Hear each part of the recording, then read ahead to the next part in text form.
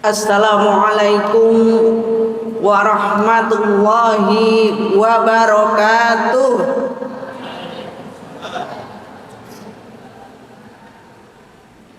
Sepertinya ini habis makan gitu ya kayaknya ya.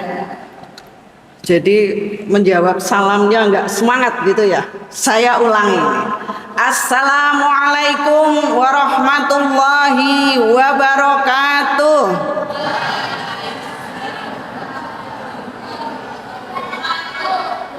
Innal hamdalillah nahmaduhu wa nasta'inuhu wa nastaghfiruh wa na'udzu billahi min shururi anfusina wa min sayyiati a'malina may yahdihillahu fala mudhillalah wa may yudlilhu fala hadiyalah.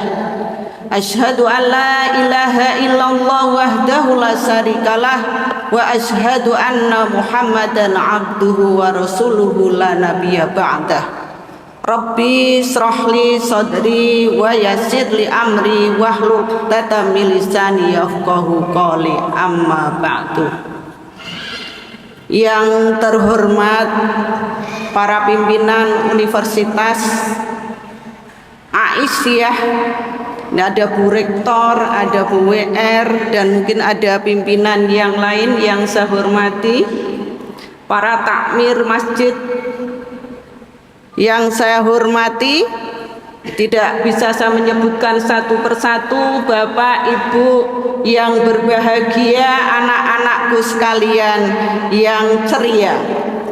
Alhamdulillah pada kesempatan malam hari ini kita dipertemukan dalam momen Ramadan yang insya Allah sudah masuk ke berapa?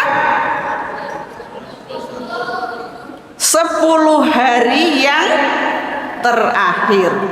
Insya Allah ya. Sudah siap menyambut 10 hari yang terakhir? Siap? Siap. 10 hari yang terakhir itu masuk apa? Kalau 10 hari kedua masuk maghfirah. 10 hari yang ketiga masuk terbebasnya dari api neraka. Bapak Ibu jamaah yang saya hormati, pada kesempatan malam hari ini saya akan menyampaikan terkait dengan puasa ini sesuai dengan bidang ilmu saya. Karena saya bidangnya psikologi, maka saya akan menyampaikan puasa dari sisi psikologi, terkait dengan puasa itu sebagai transformasi diri melalui puasa. Hadirin yang saya hormati, rahasia Allah di dalam puasa, kalau kita kaji secara psikologi, paling tidak memuat 3 hal.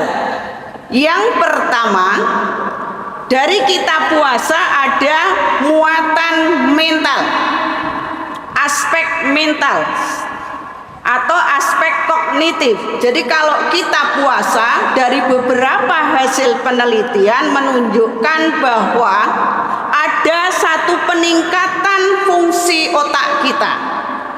Ya, karena tubuh tidak makan sehari, dari mulai terbit fajar sampai matahari terbenam, maka otak itu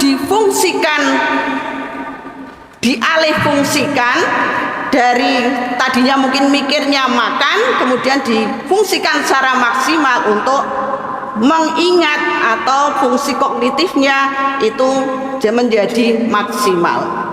Selain itu, aspek dari puasa di kognitif itu bisa mengontrol stres. Siapa yang stres di sini? Ada yang stres yang kecil-kecil? Ngacong? Sudah stres? Stresnya kenapa? Nah, dengan puasa kita bisa mengontrol stres kita. Iya. Kemudian karena di dalam kita berpuasa, mengapa bisa mengontrol stres? Itu karena kadar hormon stres kortisol gitu ya. Ini ahli kesehatan itu menurun. Kemudian yang kedua, Bapak Ibu yang terhormat, di dalam kitab puasa ada aspek yang kedua, yaitu aspek sosial. Nah, di dalam aspek sosial ini salah satunya adalah adanya penguatan hubungan sosial. Salah satunya tadi siapa yang berkumpul dengan keluarga, buka puasa bersama keluarga? Kalau makan malam sering bersama keluarga, angkat jari. Oh, nggak ada yang angkat jari. Nah, ini momen puasa. Oh, alhamdulillah. Ini momen puasa, momen berkumpul dengan keluarga, apalagi momen sahur ya, momen sahur. Dan juga, nah, momen seperti ini mengeratkan hubungan sosial juga. Dengan kita bersama-sama menjalankan ibadah sholat tarawih dan ibadah dilanjutkan sholat isya dan dilanjutkan sholat tarawih, di sini ada hubungan sosial. Mungkin sebelah saya mungkin banyak yang nggak kenal di sini, tapi jadi masuk ke masjid ini jadi mengenal 1, 2, 3. Tadi paling tidak saya sudah menyapa sebelah di barisan saya, sebelah kiri saya tadi ya Mbak ya. Ya, itu aspek sosial. Kemudian yang ketiga adalah aspek emosional. Dengan kita berpuasa maka ada pengelolaan emosi. Jadi dengan puasa meskipun kadang-kadang kok jadi pingin marah ya, tapi di situ ada kemudian kita dilatih untuk mengendalikan emosi kita, emosi marah kita, bahkan emosi frustasi kita. Dari hasil penelitian menunjukkan, saya membaca satu artikel tentang fasting dari eksperimen gitu ya. Dari 164 mahasiswa yang dieksperimen, ternyata hasil penelitian menunjukkan orang yang berpuasa itu 15 sampai 20% itu lebih bahagia, lebih bisa meraih kebahagiaan dibandingkan yang tidak berpuasa. Maka ibu-ibu, bapak-bapak yang saya hormati, kita melihat berdasarkan emosi kita, emosi manusia di dalam beragama, kita melihat puasa kita itu dimulai dari mana. Saya ingin tahu dari bapak ibu semuanya. Dalam teori emosi beragama itu ada 3 tipe bapak ibu, anak-anakku sekalian. Nah, mungkin kalau anak-anak ini masih tipe pertama, tapi kalau sudah bapak ibu, kalau masih berhenti di tipe pertama, ini perlu dipertanyakan. Tipe pertama adalah tipe beragama religious faith. Jadi puasa kita, kalau tipe yang pertama itu puasanya karena takut kepada Allah, karena hanya sekedar aturan. Jadi kalau sudah gugur kewajibannya menjalankan puasa, saya tidak makan, saya tidak minum. Kemudian kalau yang sudah berkeluarga mungkin bisa mengendalikan hawa nafsu syahwat, itu sudah pada tipe yang pertama. Jadi menjalankan peribadahan itu karena sekedar takut kepada Allah. Tapi bukan berarti tidak boleh dari sekedar takut. Ini baru tahapan pertama. Jadi ketika orang sudah takut menjalankan peribadahan puasa, maka akan masuk pada tipe yang kedua. Tipe yang kedua itu apa? Adalah religious ourselves, yaitu adalah beragama itu karena takjub. Kalau orang beragama karena takjub, tadi kan menjalankan ibadah karena kita semuanya diawali dengan aturan-aturan dari Allah. Oh, ini ada aturan, ya ayyuhalladzina amanu, kan gitu ya. Hai orang-orang yang beriman, saya wajibkan kamu berpuasa. Itu kalau itu menjalankan itu baru yang pertama. Kalau sudah takjub maka akan dikaji mengapa saya perlu berpuasa.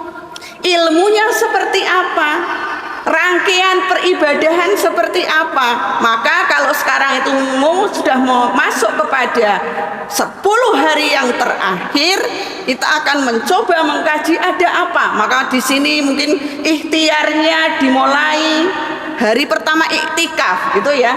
Ya Mas ya. Iya, dimulai iktikaf. Agar apa sebenarnya? Salah satunya adalah ingin semuanya memperoleh Lailatul Qadar. Siapa yang ingin memperoleh Lailatul Qadar? Iya. Oh, ini ngacung semuanya. Nanti akan memperoleh Lailatul Qadar. Siap iktikaf? Siap. Oh, ini masnya siap memimpin, Mas Imam siap memimpin. Itu adalah tipe beragama yang kedua. Lebih tinggi lagi adalah beragama religious religious joy, yaitu beragama karena senang. Kalau dalam teori psikologi kognitif itu ada teori flow. Jadi mengalir, beribadah itu nggak merasakan. Mungkin Bapak Ibu semuanya puasa ini rasa lapar apa rasa dahaga? Atau lapar dan dahaga? Tapi bisa melewatinya kan? Nah, kalau sudah melewati dengan rasa senang, dengan rasa bahagia, itu kita masuk pada tipe beragama yang ketiga. Maka oleh karena itu Bapak Ibu semuanya, mungkin di akhir dari apa yang saya sampaikan, agar kita bisa mengambil dari puasa ini sebagai transformasi diri, terutama spiritual kita, maka mungkin di sisa akhir Ramadan ini mari kita niatkan kembali mengintrospeksi diri kita, mari menetapkan niat kembali. Ya, kemarin 10-20 hari yang kemarin itu apa kurang saya, apa lebih saya di dalam berpuasa dan rangkaiannya, itu mari kita introspeksi atau kita evaluasi. Kalau sudah kita evaluasi, maka akan muncul beberapa perilaku puasa. Tidak hanya tadi yang saya sampaikan perilaku fisik, juga kita menjaga perilaku pikiran kita, menjaga dari iri hati, mungkin benci. Ada yang benci kepada orang lain? Nah, mulai dihilangkan. Ada prasangka buruk kepada orang lain, mulai dihilangkan. Dan kemudian mungkin kita puasa lisan, diintrospeksi diri, apakah lisan kita, ucapan kita mungkin menyakiti orang atau seperti apa, kita evaluasi kepada diri kita masing-masing. Dan kemudian terutama di sini yang agak-agak susah gitu, puasa hati. Ini mungkin yang bapak-bapak ini tadi puasa hati. Biasanya bapak kan penggemar sepak bola ya Pak ya. Tapi bal-balannya kalah ya toh. Nah, jadi nggak enak mungkin ya, mau ke masjid mau apa jadi nggak enak. Ini harus introspeksi diri kita juga ini. Oh, jadi puasanya besok nggak semangat karena bal-balannya kalah gitu ya. Iya, mari kita introspeksi. Kalau sudah kita mengintrospeksi dari perilaku puasa kita, maka akan menghasilkan kualitas ibadah spiritual kita, dan kemudian akan meningkatkan dzikir kita, doa kita, kemudian tadabbur Al-Quran kita, ditambah lagi sedekah dan sebanyak-banyaknya beramal kebaikan. Nah, kalau sudah kualitas ibadah kita itu bagus, maka akan terjadi pengendalian diri dan menjadi sebuah kebiasaan. Maka dari sebenarnya kalau hasil penelitian di ilmu perilaku, behavior, psikologi behavior itu katanya hasil penelitiannya sebenarnya orang yang sudah dibiasakan dalam 14 hari di dalam perilakunya itu menjadi sebuah karakter.